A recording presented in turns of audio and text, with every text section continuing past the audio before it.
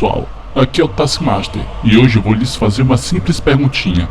Quem aqui nunca passou por aquela sensação desgraçada que proporciona seu estado de alerta, te obrigando a estar com receio de fazer alguma coisa, ou se sentir ameaçado tanto física como psicologicamente? Ainda não pegaram a ideia? Estou perguntando se você aí já borrou as calças em alguma ocasião no escuro. Ou antes de levantar de madrugada para ir ao banheiro, algo irá agarrar seus pés.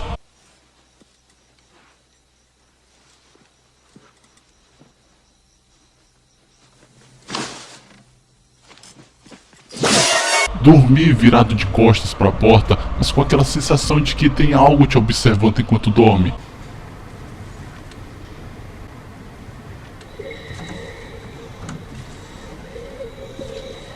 Ou de quando você está sozinho no corredor, parece que tem alguém atrás de você.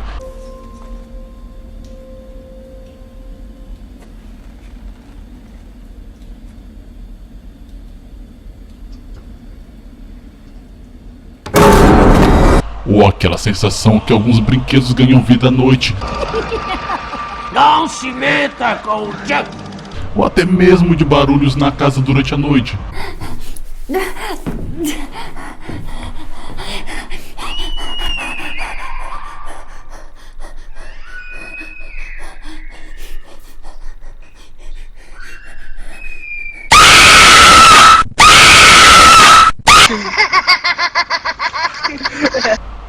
Agora entenderam, não é? Sim, estou me referindo ao medo, e sabe por quê? Porque hoje irei falar daquele cujo desejo de vingança é capaz de mutilar a psique daqueles que contribuíram em seu trauma visceral profundo. O cara que assumiu o manto daquele que manipula os demônios interiores de todos que tiveram infelicidade de estar em seu caminho. Aquele que é considerado pelo próprio Batman como o mestre do medo. Vocês sabem a que me refiro, não? How many more bones will you crush?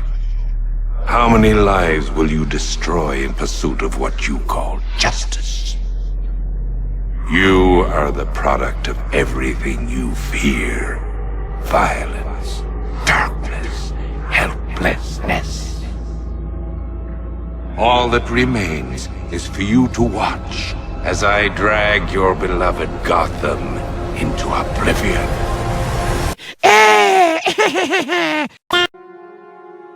Dr. Jonathan Crane, também conhecido como o Espantalho, é um super vilão da DC Comics e inimigo do Batman, criado por Bill Finger e Bob Kane, um psiquiatra insano que se especializou no estudo do medo, inventor do gás químico indutor de pânico conhecido como o gás do medo, que faz com que as pessoas vejam os seus piores pesadelos.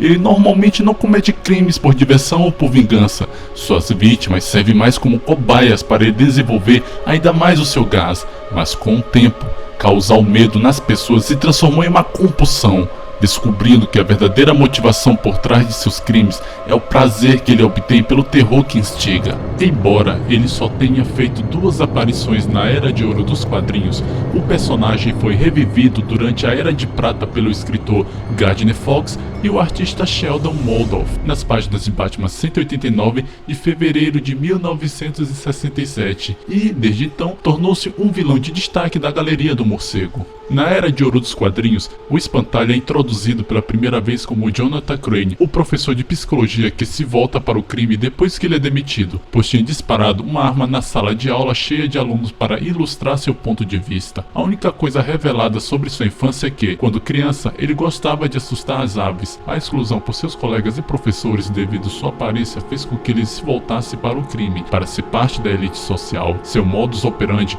era usar sua aparência de espantalho para ameaçar suas vítimas, para obrigá-las a fazer o que quiser. Esta versão do personagem não era particularmente obcecado pelo medo. Na verdade, ele apenas empunhava uma arma comum. Seus esforços criminais foram restritos a esquemas de proteção e roubos teatrais. Já na Era de Prata, o personagem foi revivido com poucas modificações. Entre elas, começou a usar o gás do medo como arma. Durante esse tempo, ele também tinha uma fobia por pássaros, embora ele próprio tenha 2 pássaros de estimação.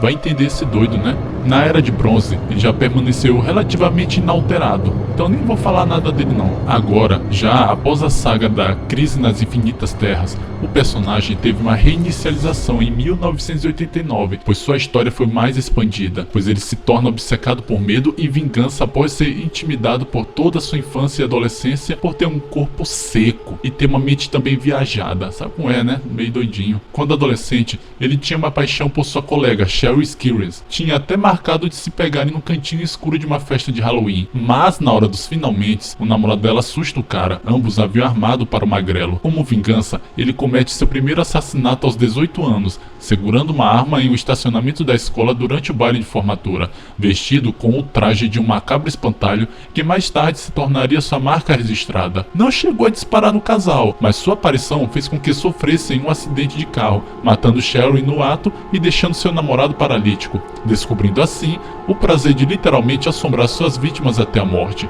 Ao crescer, ele se tornou um professor de psicologia na Universidade de Gotham, especializado na psicologia do medo. Durante sua aula, disparou contra um vaso para ilustrar seu ponto de vista, acidentalmente atingindo o olho de um dos alunos com os cacos do vaso.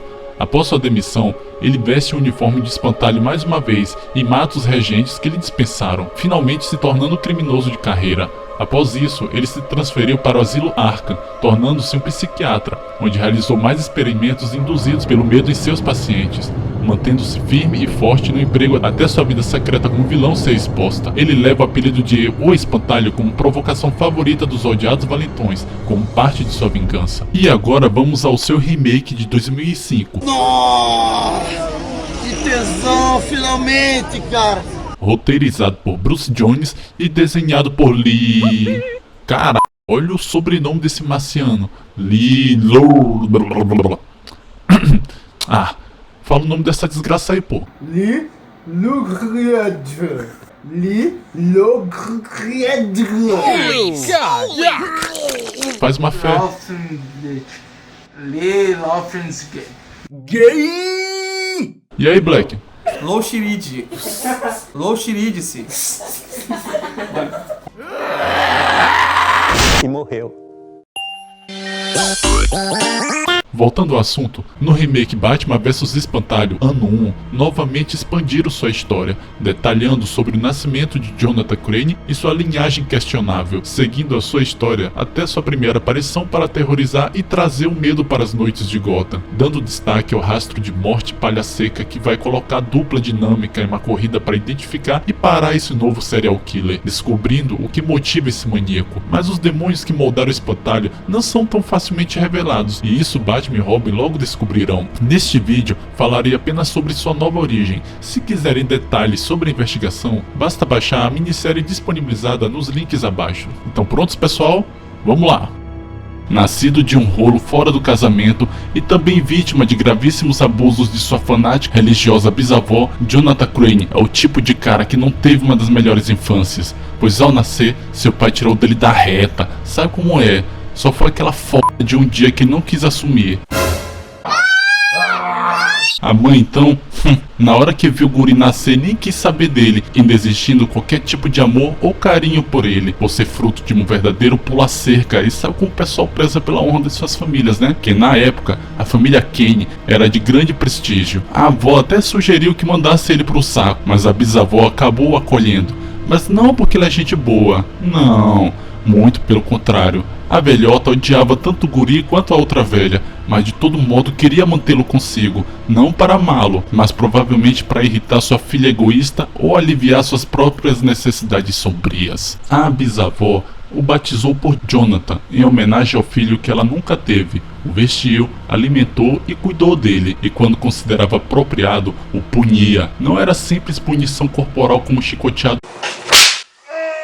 ou bolacha, ou ficar sem ter o que jantar. Nada, cara. Ela não é uma simples dominatrix pedófila. O que ela curtia mesmo era uma sádica exploração de trabalho infantil. Rolava o inferno sem fim do trabalho no milharal, e como tinha um pouco dinheiro, pois a essa altura do campeonato a família desandou nas questões financeiras, a velha doida fazia questão de pôr o jovem e frágil Jonathan trabalhando sob o sol impiedoso da Geórgia, com muitos mosquitos dando uma surra de pica. Epa, rapaz, é picada, pô. Só pensa em merda, hein? Fantástico! Enfim, ela não dava mole mesmo. Em pleno dia do Halloween, ao invés de deixar ele se divertir um pouco, ela obrigava a se matar de trabalhar e ainda ficava falando merda o tempo todo, dizendo que era feriado do diabo, que as crianças que se vestiam para pegar doces eram lacaios de Satã e que desfiguravam as casas e propriedades alheias. Ela não calava a porra da boca mesmo, cara, é foda, né? Muito pior do que algum fanático que se assemelha a qualquer coisa com satanismo, como isso, isso e isso.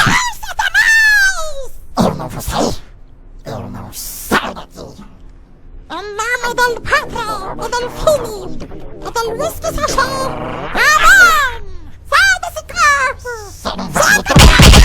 Não estou criticando a religião de ninguém, eu estou falando de fanáticos, gente perigosa que usa um fundamentalismo religioso como pretexto para aflorar seus transtornos mentais, igual a bisavó do Jonathan. Ok, vamos voltar ao seco aqui. Quando criança, ele sofria bullying direto dos colegas da escola, sendo uma frequente vítima de insultos e vaias devido ao seu corpo magro e pernas finas. A gurizada jogava pedras e o apelidavam por corrimão vivo, espantalho, peito seco, pernas de sabiá, chassi de grilo e outros. Devido a isso, Jonathan ficou obcecado com medo e pensamentos de vingança, mas ele estava muito oprimido pelo próprio estado perpétuo de medo de nunca agir. O moleque era frequentemente zoado, impedindo dele ter amigos. Nem mesmo ler um livro sossegado ele podia. Doido, pra não falarem que estou exagerando, numa bela noite sua bisavózinha doida encontrou um livro de Ulisses e aprontou bonito com ele, mas não Ulisses da Odisseia, mas um livro ambientado em Dublin, que narra as aventuras de Leopold Bloom e seu amigo Stephen Dedalus. Bloom precisa superar numerosos obstáculos e tentações até retornar ao apartamento de sua rua, onde sua mulher o espera. Para criar esse personagem rico e vibrante,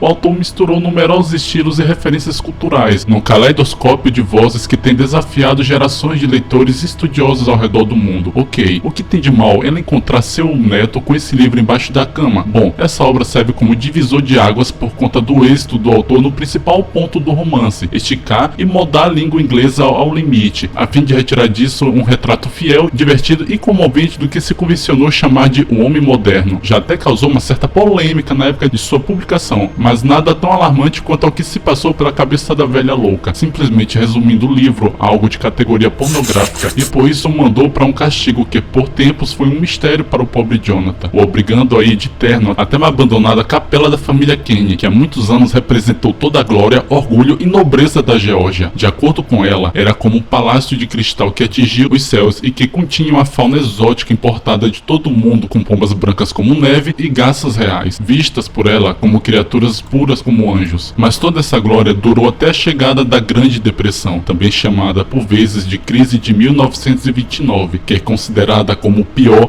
e mais longo período da recessão econômica do século XX. Um período de depressão econômica que causou altas taxas de desemprego, quedas drásticas no produto interno bruto de diversos países, quedas na produção industrial e tudo mais. Nesse tempo, o tataravô e tataravó Kenny cometeram suicídio no porão de frutas da capela ao falirem, e com o tempo foi decaindo até ficar essa jossa que restou. A bisavó de Jonathan e sua irmã Marion e outros membros da família foram deixados na merda, se virando sozinhas, sem ninguém para cuidá-las ou protegê-las dos perigos sombrios que rondam fora, e que era vontade divina elas terem passado por isso, para se virarem na vida, e que agora era a vez do pequeno Jonathan, o trancando no armazém da capela, onde inexplicavelmente um bando de corvos furiosos o atacaram sem pena, dando uma esfolada gostosa na pele do magrelo. A partir daí, ele acaba desenvolvendo um medo e afinidade pelos corvos. Opa, peraí.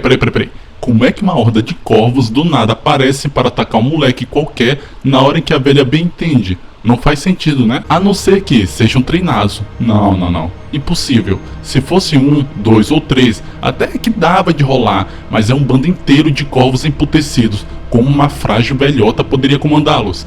Simples. Acidentalmente, Jonathan descobriu que a psicótica havia contaminado aquele terno com um produto químico caseiro, baseado em feromônios de aves selvagens combinados com ervas e vermes frescos, fervidos, nossa, e outras paradas muito loucas que os atraíam pelo cheiro. Cara, e foi a partir daí que a mente jovem e maleável do pequeno Jonathan foi corrompida, aprendendo que as duas forças mais poderosas da Terra são o medo e o controle, e que qualquer um poderia usá-las. Na mesma semana, ele fez uma descoberta importante. Na mansão havia uma sala proibida, que foi onde a bisavó pensou que ele tinha encontrado o livro de Ulisses, um local onde ele foi proibido de entrar. Mas ele terminou se aventurando naquela zona, e foi então que, descendo por esse salão proibido, que ele descobriu o terceiro e último poder, o conhecimento.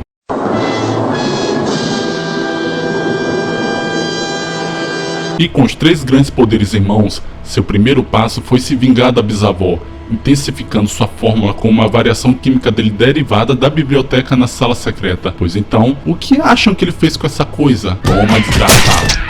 Depois da morte dela, ele foi desenvolvendo feromônios, se vingando de alguns coleguinhas que o zoavam, impondo medo neles com ataques de pássaros. Mas ainda assim, a fórmula não tinha o que suas expectativas almejavam, entendendo que apesar do medo ser captado pela visão e pela dor, ele é processado e avaliado pelo cérebro. Sendo assim, ao invés de trabalhar impondo medo ou com ataques físicos e visuais, ele resolveu trabalhar com uma fórmula que atinja diretamente a fonte, ou seja, o cérebro. Com o tempo, a obsessão de Jonathan pelo medo tornou-o em um psiquiatra respeitado e também um professor da Universidade de Gotham, especializado em fobia, mas por utilizar métodos exagerados ou até mesmo considerados perigosos, acabou perdendo o emprego. Como quando uma vez que teve um aluno representando uma tese sobre percepção mental que ativa a resposta de luta ou fuga no cérebro na hora do perigo. Como quando os olhos humanos não conseguem diferenciar uma pistola d'água de uma verdadeira, mas se a pessoa com a arma em mão dizer que é de brinquedo, os mecanismos de ansiedade e medo permanecem sob controle. Bom, no meio da explicação, o professor Crane deu uma de doido e disparou contra o aluno. Ninguém saiu ferido por ser de festim, mas pode ter certeza que todo mundo se borrou na hora. O susto coletivo foi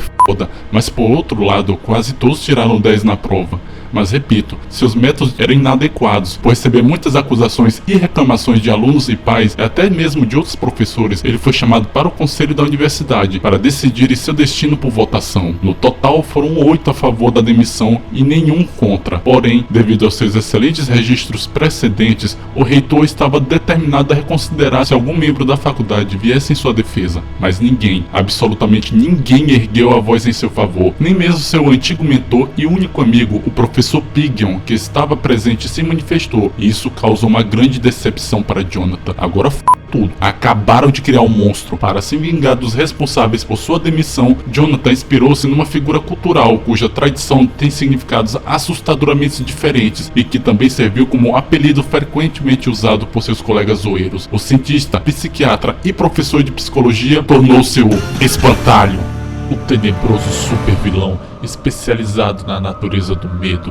e, consequentemente, utiliza suas técnicas, armas e equipamentos especiais com o objetivo de aterrorizar seus oponentes. Sua marca registrada é o gás do medo que usa em suas vítimas, para que elas visualizem seu pior medo. Apesar de geralmente ser mais refinado e articulado que outros inimigos do Batman, como o Coringa e o Duas Caras, isto não o torna menos perigoso ou insano. Dentre suas habilidades estão: luta corpo a corpo. Embora não seja um porreiro, o Espantalho é um hábil combatente corpo a corpo. Além de ser um mestre do estilo Kung Fu, ele utiliza um estilo próprio de combate, conhecido como a dança violenta. Ele também usa o boxe bêbado, tirando proveito de seus longos braços e pernas. Para as armas, ele é hábil com ferramentas agrícolas que combinam com seu visual, como ancinhos e foices. Ele também ocasionalmente usa armas de fogo. Psicologia. O Espantalho entende e domina com perfeição o uso do medo. Não é por menos que tenha PhD em psicologia. Com esse conhecimento, ele sabe como usar as palavras para afetar as ações de uma pessoa. Já que uma vez ele conduziu 2 homens para suicídio apenas com palavras. Ele também pode usar seu conhecimento para encontrar debilidades mentais das pessoas e explorá-las. O gás do medo.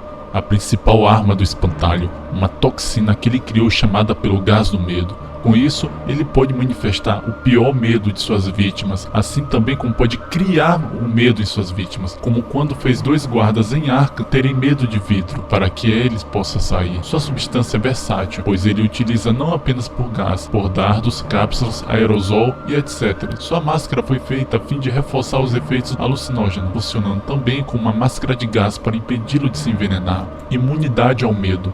Com o tempo, a exposição prolongada ao seu próprio gás danificou o cérebro do espantalho, o que significa que ele não pode sentir medo de nada, exceto o Batman. Isso é problemático para o mesmo. Por sentir prazer em sentir medo, o vilão compulsivamente procura confrontos com o morcego para poder saciar o seu vício. E vamos para algumas curiosidades. Ele foi um personagem mencionado em 1997 no filme Batman e Robin, onde originalmente tinha sido planejado para ser o principal antagonista do filme Batman Triunfante, que seria lançado em 1999. Porém, foi cancelado e reaproveitado como antagonista secundário do reboot de 2005 no filme Batman Begins, e novamente reaproveitado no filme de 2008 Batman The Dark Knight, e teve uma pequena participação em Batman The Dark Knight Rises. Ichabod Crane, protagonista do conto A Lenda do Cavaleiro Sem Cabeça, era o herói pessoal de Jonathan, especialmente por sua grande habilidade de dança. No entanto, ele também desprezou o fato de que Ichabod era um total covarde, e Jonathan jurou que ninguém jamais iria rir dele novamente. Inspirado pelo mesmo conto, Jonathan desenvolveu seu próprio estilo de luta, combinando elementos de dança com Kung Fu, chamado a dança violenta. O espantalho foi transformado num psicofarmacologista ao invés de professor no filme Batman Begins, de 2005, onde foi interpretado por Cillian Murphy. Falando em Cillian Murphy, o cara chegou a fazer testes para encarnar o Batman quando Christopher Nolan estava começando o projeto para sua franquia, mas no fim, Nolan preferiu Christian Bale, porém achou a atuação de Murphy ótima e pediu para o estúdio colocá-lo como Jonathan Crane, ou Espantalho. A Tropa Sinestro é uma das tropas que antecederam o evento conhecido como A Noite Mais Densa. A ela é atribuída ao nome da Tropa dos Lanternas Amarelos, movido pela energia do medo, o amarelo. Lógico, né? Desde então, Sinestro recrutou milhares das criaturas mais sádicas, violentas e psicóticas do universo para compartilhar sua energia dourada e incinerar todos que se opõem a ele. E adivinha quem temporariamente fez parte de sua tropa?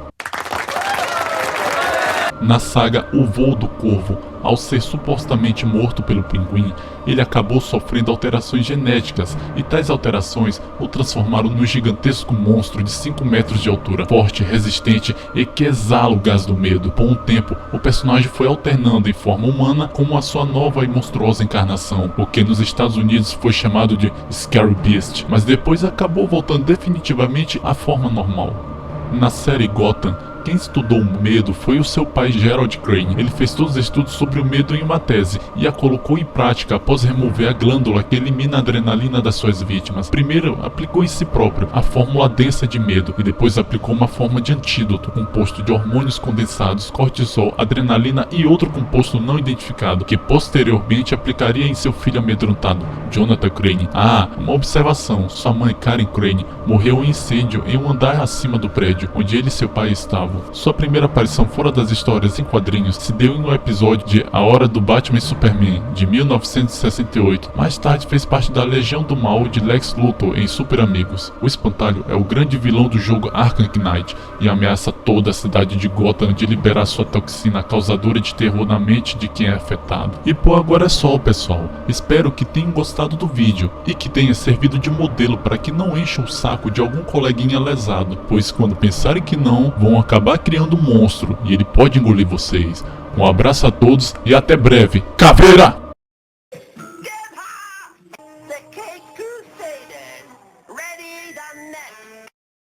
Right, Brainiac. And after we take care of those super watchdogs, the liquid light... The coast is clear, Strawman. Let's go. Fight all you want, Batman, but you must succumb to the fear. It's no joke, I assure you. It's the fear of victory and the agony of... What's the use of providing me with test patients if you're going to lose them? You should have monitored him more carefully. All the more reason to keep the subject under close scrutiny. Oh, God. Plus, minus, timely as always. Now, listen carefully. You and I are the sole survivors of Batman's lunatic rampage on a hospital. Oh, wait, Scream Queen. Let's first offer our trick-or-treaters some candy. Cardinal O'Fallon, I sentence you to death for your crimes against Gotham, just like all the other enemies that have come before you. Too late, Batman! One step closer, and this goes into the water. You've ingested enough toxins to drive 10 men insane! The only thing to fear is no longer the only thing to fear. Now, instead of a handful of heroes, there are hundreds. How many more bones will you crush? How many lives will you destroy in pursuit of what you call justice? The legend of the Batman will be worth nothing at all.